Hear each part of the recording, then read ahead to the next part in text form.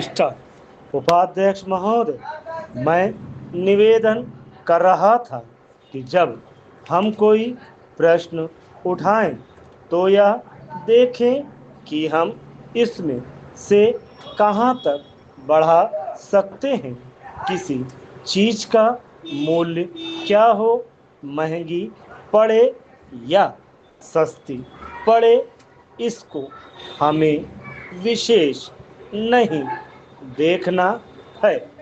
गांधी जी ने कितनी ही बार हम लोगों को यह बात समझाई कि मूल्य किसी चीज का रुपए पैसे में क्या है, यह कोई महत्व की बात नहीं है।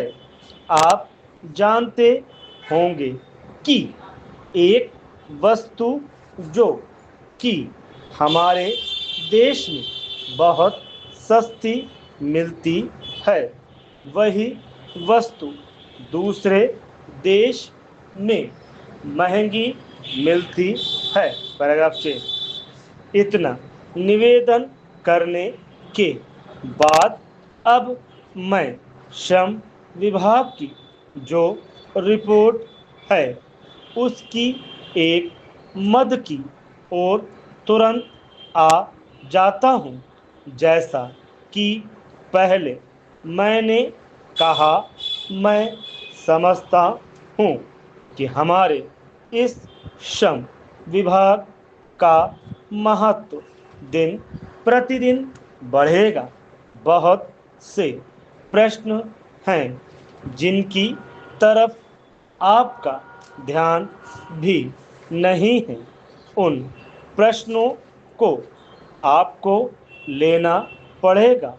आज आपका श्रम विभाग अधिकतर औद्योगिक श्रमिकों की ओर ध्यान दे रहा है। अभी हमारे माननीय सदस्य ने जो खेतीहर मजदूरों की दशा सुधारने की ओर भी आपका ध्यान दिलाया था और बतलाया था कि आज उनकी कैसी खराब हालत हो रही है। मैं उनसे पूरी तरह सहमत हूँ। हमारी सरकार का ध्यान देहाती श्रमिकों की ओर नहीं गया है। उनकी बड़ी बुरी हालत है। आपने उनकी दशा सुधारने के लिए क्या किया है? मैं पूछना चाहता हूँ कि जो लाखों और करोड़ों आदमी देहातों में बेकार बैठे हुए हैं, उनको मजदूरी और काम दिलाने के लिए आप क्या कर रहे हैं? करीब 7 लाख आदमी नौकरियों के लिए प्रार्थी हैं, जैसा कि रिपोर्ट में लिखा है।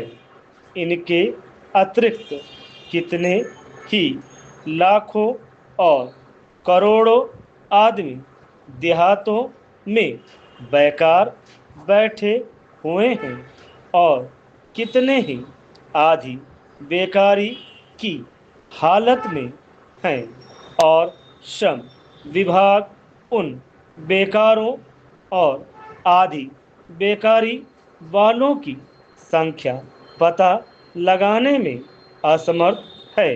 उनकी संख्या हमको कहीं नहीं मिलती है।